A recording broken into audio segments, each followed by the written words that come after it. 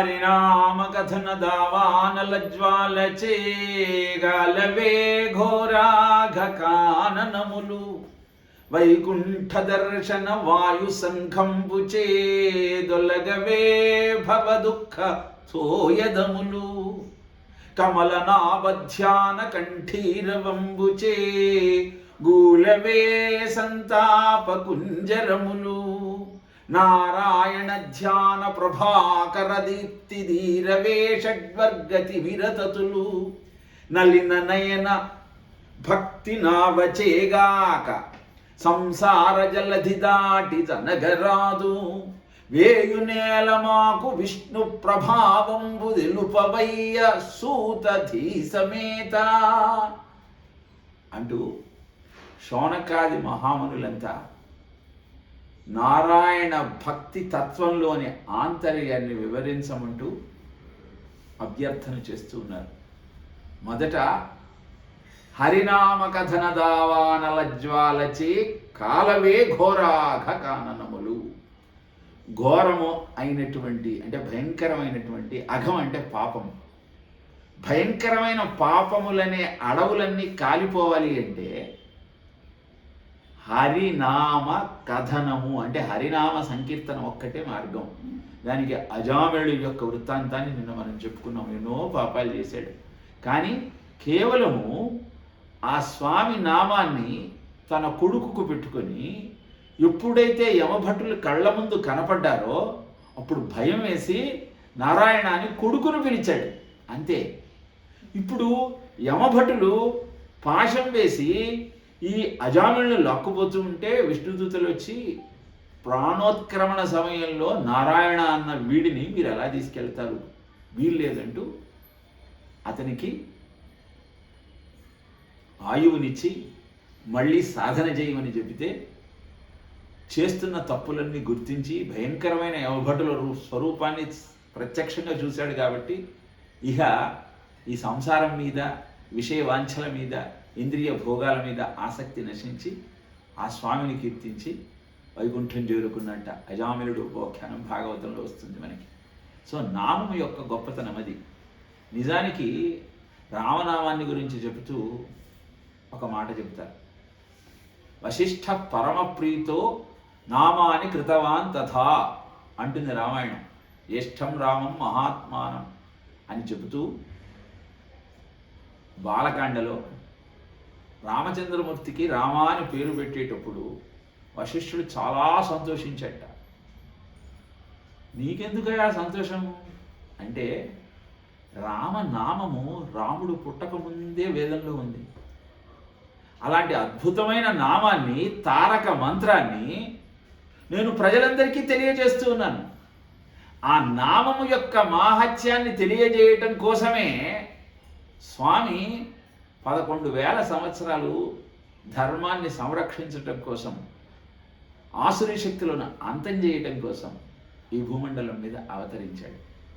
అందుకే ఒకసారి వారధి కడుతున్నారట లంకకు వెళ్ళటానికి వానరులంతా రాముడితో కలిసి. ఒక్కొక్కళ్ళు ఒక్కొక్క రాయి తీసుకొచ్చి దాని మీద శ్రీరామ అన్న నామాన్ని రాసి నీళ్ళల్లో వేస్తే ఆశ్చర్యంగా అది తేలుతోందిట. ఇదంతా రామచంద్రమూర్తి చూశాట.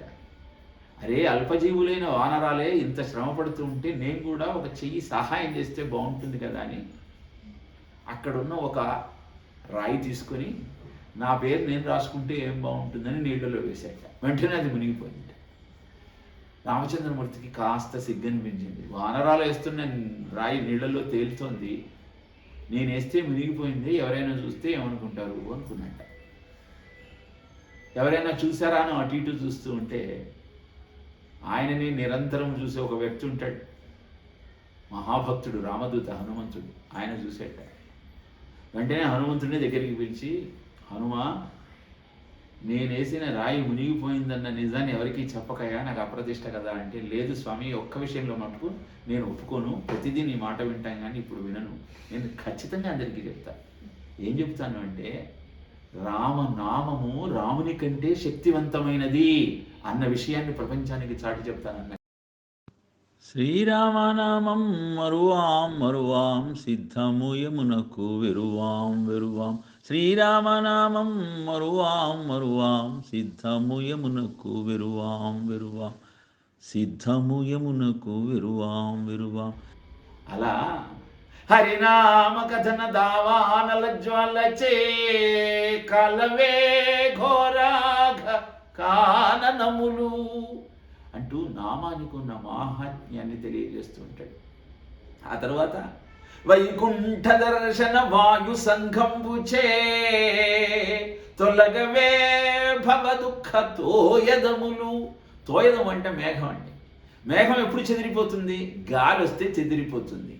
మరి భవసాగరంలో భవరోగం వల్ల కలిగే దుఃఖం అనే మేఘం తొలగిపోవాలి అంటే ఏ వాయువు వీచాలి? వైకుంఠ దర్శనము అంటే ఆ స్వామి దర్శనము అనేటువంటి వాయువు కనుక వీచినట్టయితే భవ దుఃఖం అంతా తొలగిపోతుంది.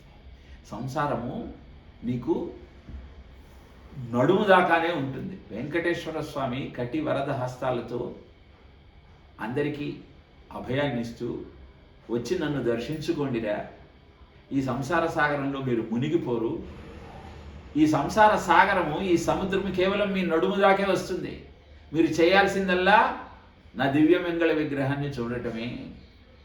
మరి ఆ సమయం మనకు లేదు కాబట్టి ఈ సంసారంలో చిక్కుకొని నానా అవస్థల పాలు అవుతున్నాం. కమలనాభధ్యాన కంఠీరవంబుచే కూలవే సంతాప కుంజరములు. కమలనాభధ్యాన, ఆయన బొడ్డు నుంచి కమలం వస్తే దాంట్లో బ్రహ్మదేవుడు అవతరించాడు. అలా అవతరించిన వాడు ధ్యానం చేశాడు, తపస్సు చేశాడు. దేనికోసము? ఈ సృష్టి చేయటం కోసం. తపహ తపహ తపహ అన్న శబ్దం 3 సార్లు వినపడగానే ఆ స్వామిని ధ్యానిస్తూ అద్భుతమైనటువంటి సృష్టి రచన చేశాడు. అలా సృష్టి రచన చేయటం వల్ల ఆయనకు సంతాప అంతా కూడా అంతరించింది, బాధ పోయింది. మరి నువ్వు కూడా ఆ కమలనాభుణ్ణి పద్మనాభుణ్ణి ధ్యానించినట్టయితే ఈ సంతాపం అంతా కూడా ఏనుగుతో పోలుస్తూ, ఏనుగుకు కలలో సింహం వచ్చినా భయపడి వెంటనే లేస్తుంది. అలా ఆ స్వామిని ధ్యానిస్తూ ఉంటే నీకు ఈ సంతాపం అనేటువంటి ఏనుగు భయపడి పారిపోతుంది. కావలసినదల్లా ఆ స్వామిని కీర్తించటమే.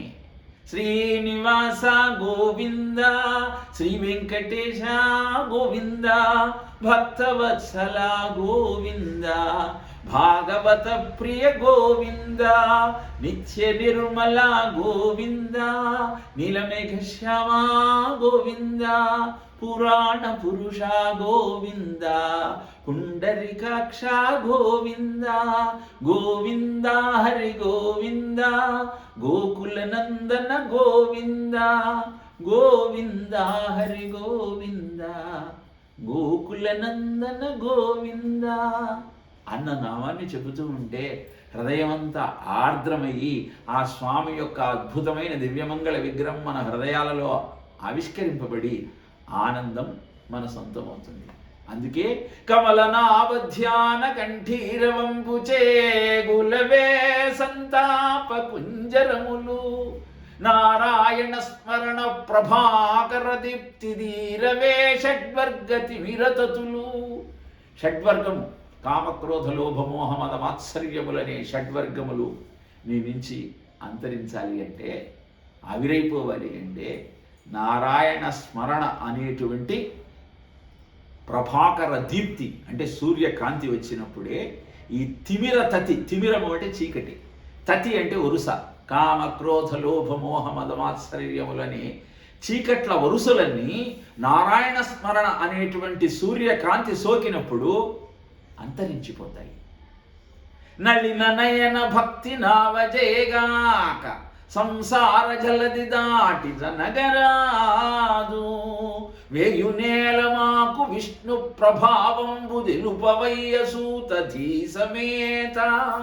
కాబట్టి నలిన నయన పద్మముల వంటి కన్నులు కలిగిన స్వామి యొక్క భక్తి అనే నావ దొరకకపోతే ఈ సంసారం అనే సాగరాన్ని ఎలా దాటుతామయ్యా?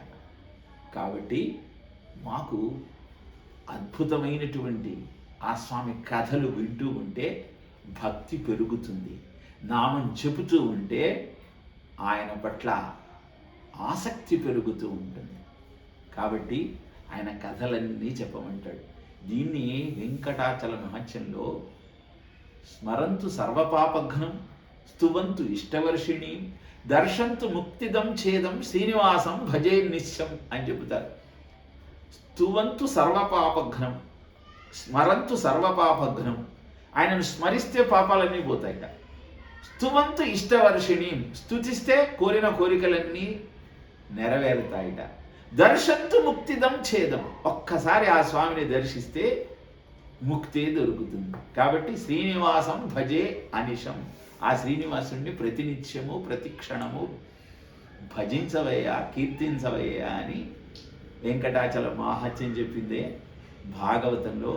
ఆ నామము మాహత్యము, ఆ దివ్యమంగళ దర్శనము ద్వారా కలిగేటువంటి అనుభవము, ఆయన ధ్యానము స్మరణము నీకు అనగూర్చేటువంటి విశేషము, వీటన్నింటినీ తెలియజేస్తూ ఆయన భక్తి ఒక్కటి చాలయ్యా నువ్వు బాగుపడటానికి అన్న సత్యాన్ని భాగవతకర్త మనకు వివరిస్తూ ఉన్నాడు. మరి శౌనకాది మహామునులంతా నైమిషారణ్యంలో 88,000 మంది ఋషులట సూత మహర్షిని ఆయన కథలు చెప్పమని అడుగుతూ చారుతర ధర్మరాశికి భారకుడగు కృష్ణుడు ఆత్మపదమున కేగన్ భారకుడు లేక ఎవ్వని చేరను ధర్మంబు బలుపు చెడి మునినాథ అని ప్రశ్నిస్తారు. ఇదంతా ఎందుకు చెప్తున్నారు వీళ్ళు అంటే, అన్ని పురాణాల యొక్క లక్ష్యం ఒకటే, ప్రజలను ధర్మ మార్గంలో నడపటం.